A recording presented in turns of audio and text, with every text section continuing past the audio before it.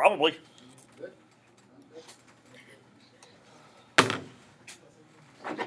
So, what would be some things we know about Sophocles? What would be a little bit of information? Devin's like one thing. He's a Greek scholar. A scholar? Doesn't that mean teacher? We got it right. There we go. Right. I think you're playwright. Yeah, I said playwright. He is considered a scholar because he's also a historian of like Greek myths, legends, and things like that, which he incorporates. Keep in mind, Oedipus, like the characters, he doesn't create these. So these would be myths and legends that are already around, and he's kind of bringing them together. Elaine, anything else? Okay. Do you remember how many he writes? 7 remain out of almost 100. Easiest number in the world to memorize. 123. So 1, 2, 3. So we know of 123 plays, and of those 120 plus plays, only 7 still remain today. Weren't they all tragedies? Wasn't that like? No, they had like comedies. The vast majority are tragedies, and really like Greek, and it wouldn't be something just specific to him. Plays at this point, it's more of like kind of teaching tools, lessons, and things like that. So they do tend to be tragedies, but there would be some things that are a little bit lighter. He doesn't go completely like comedy, haha, funny the whole way through, but like historical accounts. Not always going to be like a tragic ending necessarily takes place. Anyone put his timeline of like birth dates? Didn't he win 7? 496 BCE is when he's born, so he lived from 496 to 406. Remember, BCE, you're counting backwards. You're going closer to 0. So you're talking about a person who lived close to 2,500 years ago, lived to be 90. Luke, you're talking about winning contests. Yeah. You remember what it's for? There was like best playwright or something. They would do a festival. And so he was like 24-time champion.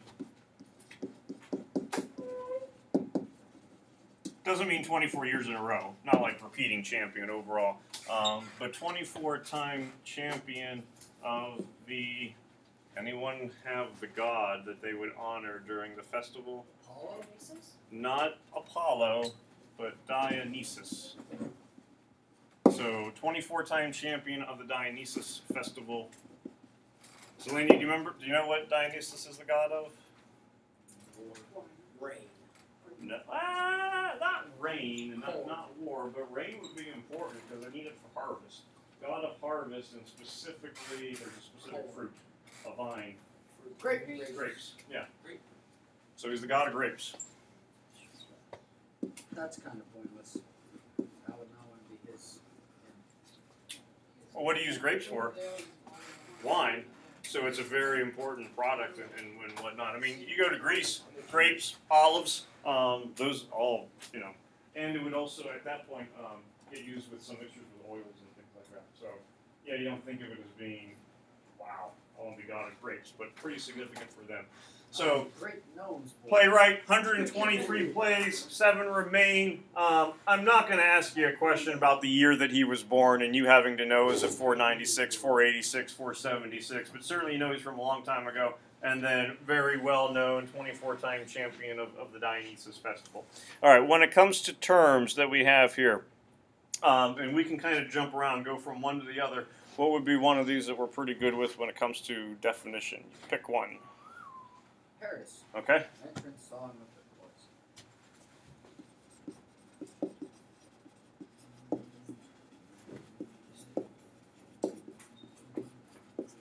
And so if it's the entrance song, that's going to mean that it's basically the start of the play, the beginning.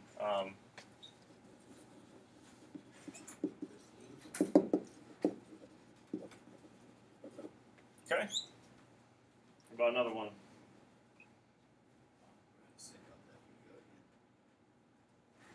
The little chihuahua wants to speak. Are you going to like yip when you talk? Sure. Alright. We'll do the Exodus. Concluding. Roll over. Yeah. I have no idea what he said. section of the tragedy.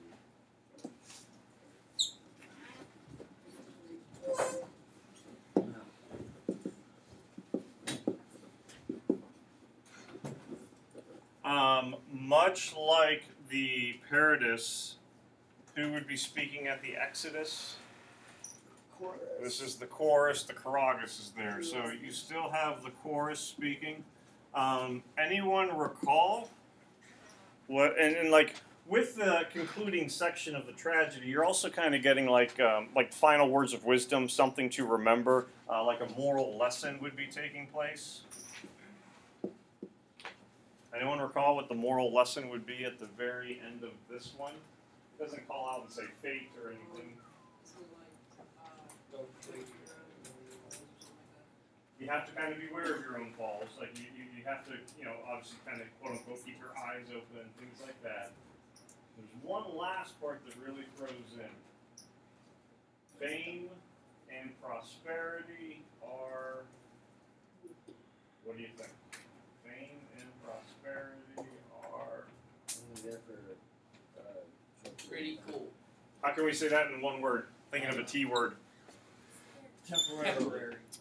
Fame and prosperity. So this would be for this particular play are temporary. It's not something that you get to keep with you at all times. So fame, prosperity are temporary.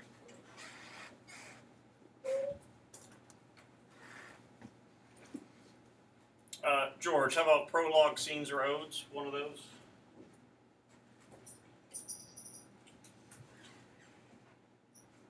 Where are we at? Parts of the play. Oh. So define the following terms. So you can pick prologue, the scenes, or the odes. Any of those. Prologue. Sure. Well, yeah. The opening of a story that establishes the setting and gives a background detail. Okay, so this is now. So we had an entrance song for the Paradis. The prologue is kind of like the opening. I'm going to put scene in quotation marks since it's not officially a scene, and that's another thing that we have. But the opening scene that George was mentioning kind of establishes the setting, the conflict, all of that type of stuff. Oops.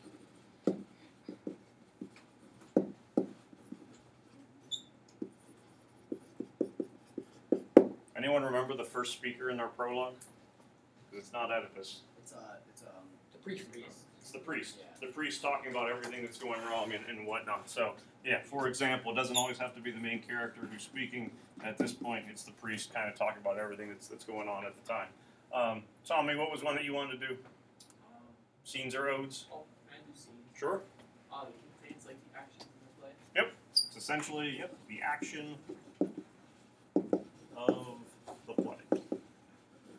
So the traditional scenes, characters, dialogue, all that kind of stuff that you normally would expect, scenes is what's going to have that. And then our odes. Alex, what do you have for odes? The choral passage alternating the episodes of the plot of drama. Yep, so it's the choral passages, kind of songs that alternate. And with the odes, you kind of start to get an overall, what would be the community reaction or viewpoint to what's going on. Alright, so Paradis, entering song, prologue, kind of like that first big scene. In this case, we had the priest speaking. Then you have your scene, so you go scene 1, ode 1, scene 2, ode 2, scene 3, ode 3, so on and so forth. And then you get the very end where the Exodus would be taking place. And that is it. Any questions about the play terms? Alright, hubris, fate, tragic character, or hero, and then stickamithia.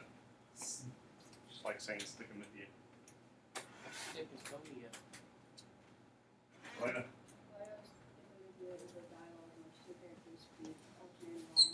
Okay, so we have dialogue where each character speaks one line, and so this would alternate. So we have examples of this with like Oedipus and the shepherd. Oedipus and Creon do this from time to time. What would that do? What's kind of the effect that you get of this quick back and forth, back and forth, back and forth? Dialogue. Bad dog. Arguing, creates suspense, tension, that kind of stuff. Big dogs.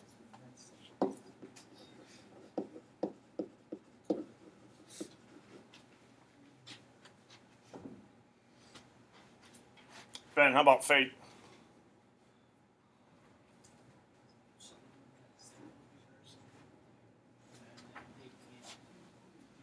Okay, so events, and they generally tend to be predetermined events that are out of one's control. Who do we kind of think of as determining those events? That's going to be done by the gods. Fate would kind of be the opposite of what? What's a concept that we like to think that we do have and control over ourselves? People use like a two-word phrase, FW. We like to think we make our own decisions and have started to say it. Full. No, I didn't. No, Full something. no, not full. Freedom. Free Will. free will. So it would be the opposite of having free will.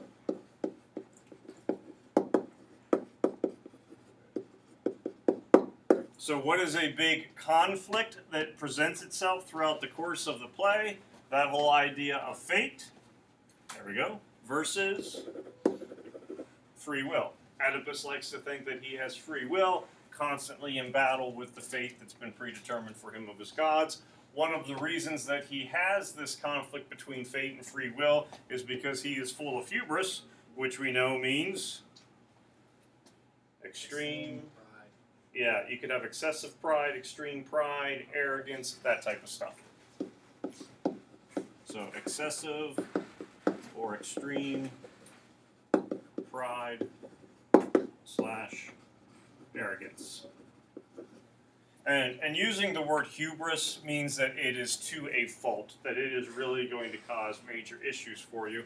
And since it does cause major issues for him, then therefore he's going to be what kind of character? Tragic. Tragic. Yeah.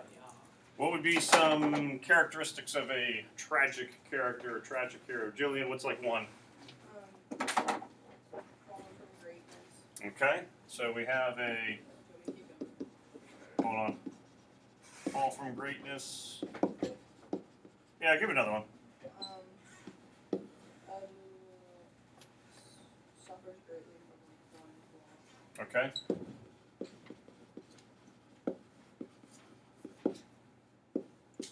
Suffers greatly doesn't mean it has to be death. Oedipus isn't dead at the end of the play. Can't see. His eyes are out. But we have a fall from greatness. Suffers greatly. What generally causes that fall from greatness? One flaw. There's some kind of major flaw that's going to take place. And it's usually a self-inflicted flaw. But this one, it wasn't really self-inflicted. His fate's not it certainly kind of depends on your viewpoint as to fate versus free will. You could argue it's self-inflicted in the sense that he is the one who does kill Laius. He is the one who does marry Yocasta, who turns out to be his mother. He doesn't know that, certainly knowing that what he's doing at the time, but that's where you could kind of argue that it's self-inflicted. But his major flaw in this case is going to be his excessive pride or his hubris. Any other details? So you start off in a position of power, well-liked, well-respected. You have a major flaw. You have that fall from grace, causes great suffering. All right. For you guys, I think this is now the beginning of page 2, where we get summaries of the following characters. What are some things that we know about these folks? Okay, former king of Thebes.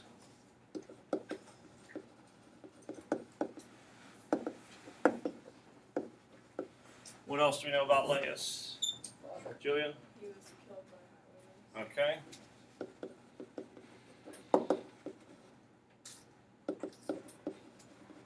Oedipus is bad. Oedipus's true father.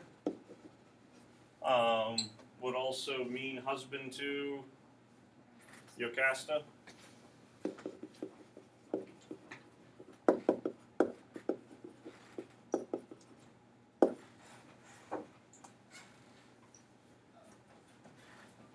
So, former king of Thebes, killed by highwaymen, Oedipus's true father, husband to Jocasta.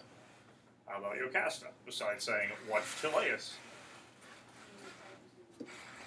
Alright, so mother, of course we can also then do slash wife. Oh, yes. Exactly. Okay. What would be other things we know about her? Details. Remember how? Hangs herself, yep. And she's a lot smarter than Jillian, do you have something else? I'm using like this like how she like people like listen to her like they like with how Creon and she Yeah, she has some. Well, and by you mentioning Creon, we could also say, so far as relation, Creon's sister. But yeah, you're right. She has authority. She has power. People certainly do listen to her. Creon's sister. Tommy, do you have something? I'm sorry? Queen of Thebes, yep. That's true because we got another queen that we mentioned here.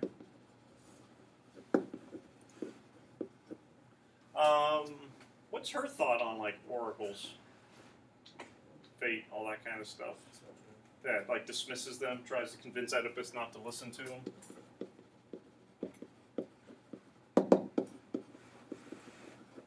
Okay. Now we get to Oedipus. When you think of his name, And thank you. Swollen foot, swollen feet. Name fits since his had feet bound or tied as a baby. Who is supposed to get rid of him? The shepherd.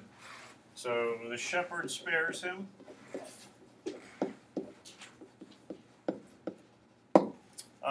Before he comes to Thebes, he lives in not quite Corinth. So leaves Corinth, comes to Thebes. Certainly there we know about the crossroads. What's his claim to fame in Thebes? got rid of The Sphinx? King. Sphinx? Where's the Citharon? Hold on. Citharon was the mountain. Yeah.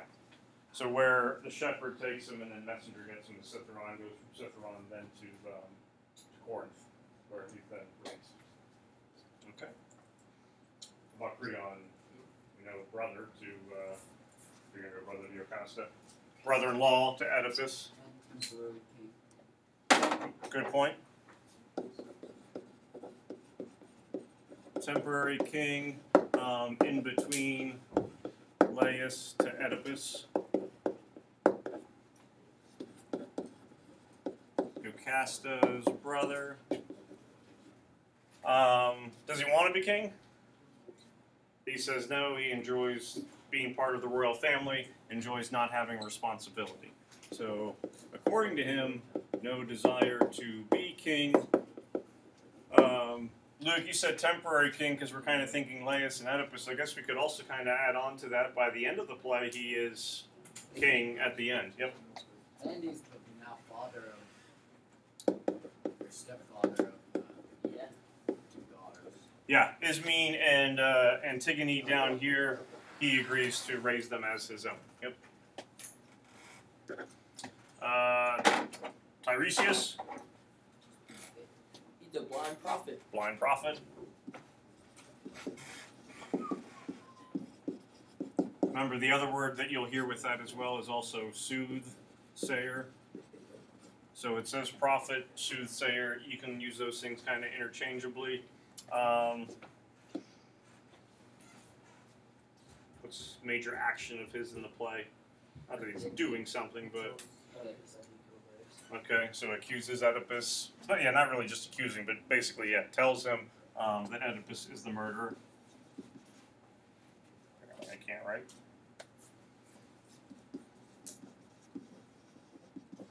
So tells Oedipus that he killed Laius, and of course Oedipus does not agree with this.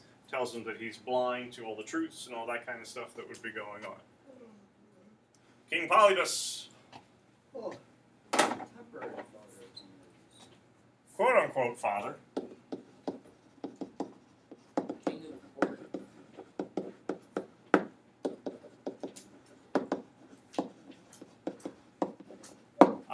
Until we find out that he has, Dead.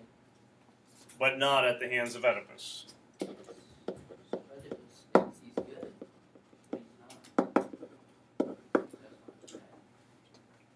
And then Queen Merope, same thing, quote unquote mother of Oedipus, Queen of Corinth.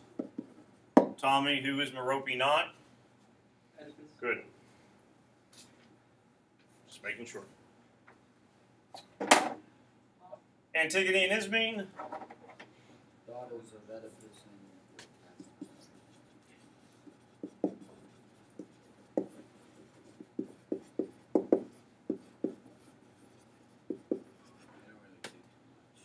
No, like they're the ultimate character in the play where like they're there but they don't have to say anything. And keep them, and this isn't like question that they'll show up, but they do have 4 children. They have 2 sons as well, Eteocles and Polynesius. And then mentioned that the daughters will also then be raised by Creon as well. Messenger from Corinth, what would be some important things that he fills Oedipus in on? breaking news that his father died. Okay. So, tells of the death of Polybus.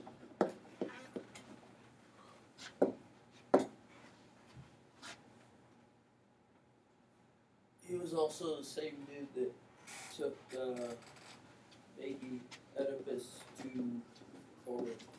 So delivers Oedipus to Polybus and Merope.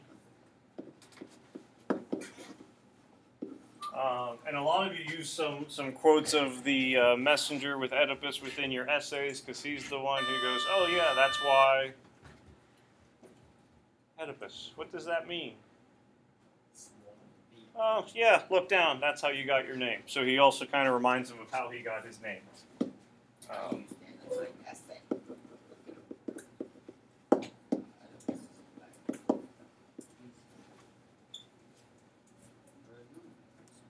Shepherd. Found Oedipus. Right?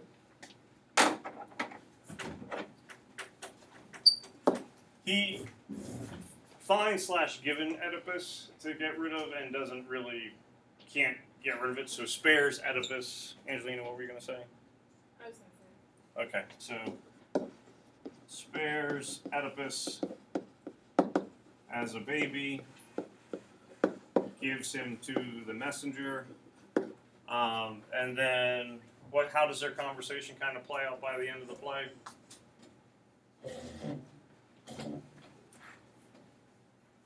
Like everybody's older than Oedipus.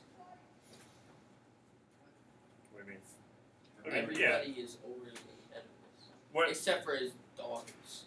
/ sisters. Yeah. Like the messenger, the shepherd, everybody, they must be like Why at does the least 20. Why does the shepherd fear speaking to Oedipus? Because Oedipus calls him in. He's the one who knows that he is the baby of at least Jocasta. He might not necessarily know the whole thing from Laius, but he does know that Jocasta and Laius were his parents, and he does know that now he is the one. Didn't he find Laius dead or whatever? Hold on, let me write this part down. Saw that But happen. who's the survivor? Yeah, he was the one who was Shepherd. Okay.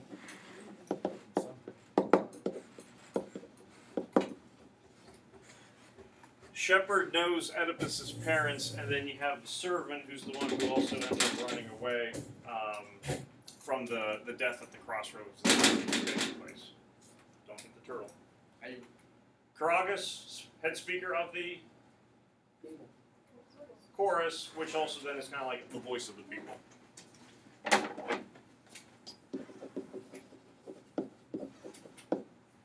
Head speaker of chorus, voice of people.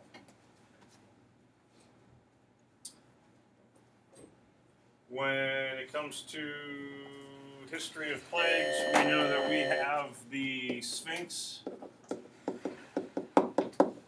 terrorizes Thebes, and Oedipus comes to the rescue.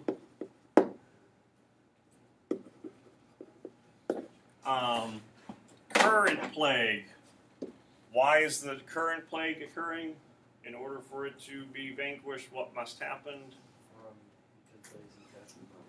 Okay, so Laius's murder must be avenged.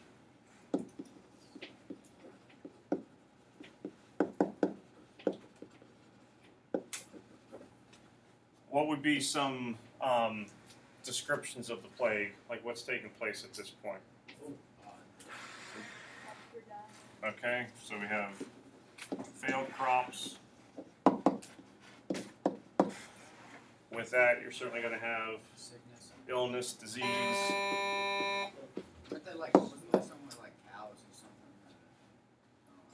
I don't know. When they do description that you have the crops that are dying, because you don't have the crops, the cows are becoming like the livestock, is the term that they use, is weakening, so you can't get goods from there. And then also the mothers or the women cannot have children. I guess you'd have to say women as opposed to mothers if they cannot have them.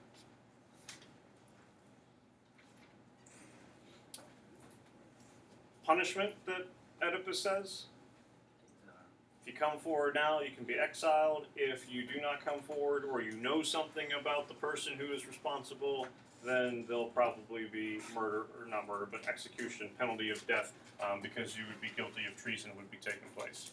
Why is Oedipus upset with Creon and Tiresias at the end of scene 1, beginning of scene 2? Oedipus is upset about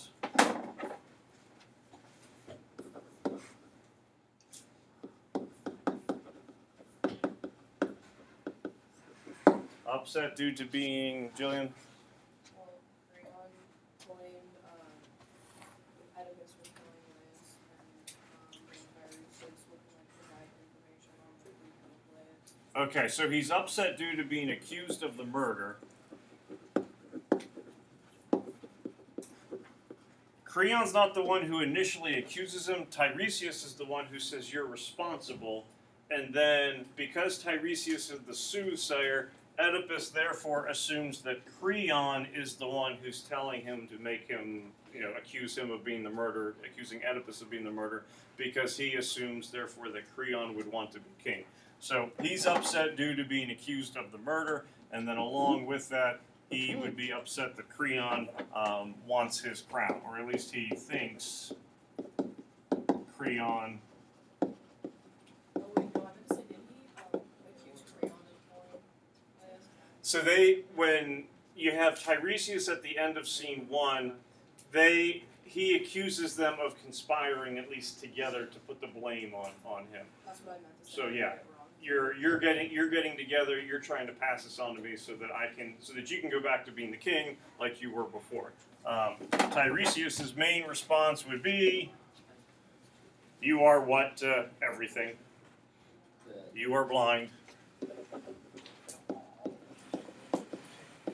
And you recall that he mentions not only about being, the murderer, but he also says you are blind to family, to the wretchedness that would be taking place, even mentions incest and things of that nature, which at this point Oedipus is going, what are you talking about?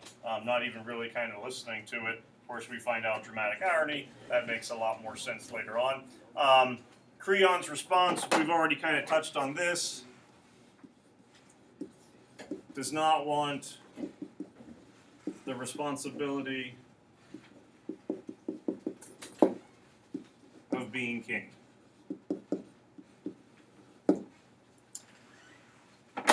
What are crimes that Oedipus does admit to having committed? Okay.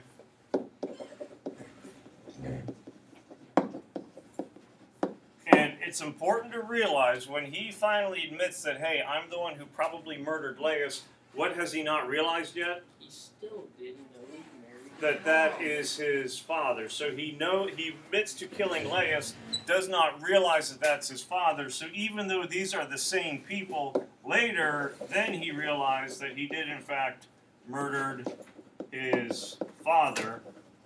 But this awakening, this acknowledgement doesn't happen at the same time, and then we know that he does marry his mother as well. Ways in which he is blind throughout the course of the play, from that figurative blindness, certainly that's going to be his past, what has taken place, name, not acknowledging what Oedipus would mean. The whole literal blindness that would be taking place, well, what does he end up doing?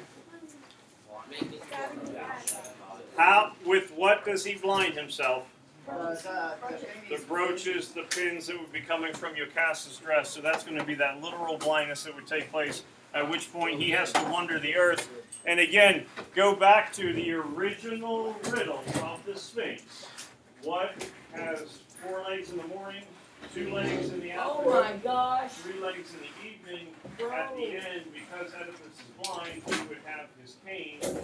So it would not only just be man, but it certainly is him fulfilling that prophecy or that riddle that was taking place. So look over that, look over the characters, look over the terminology.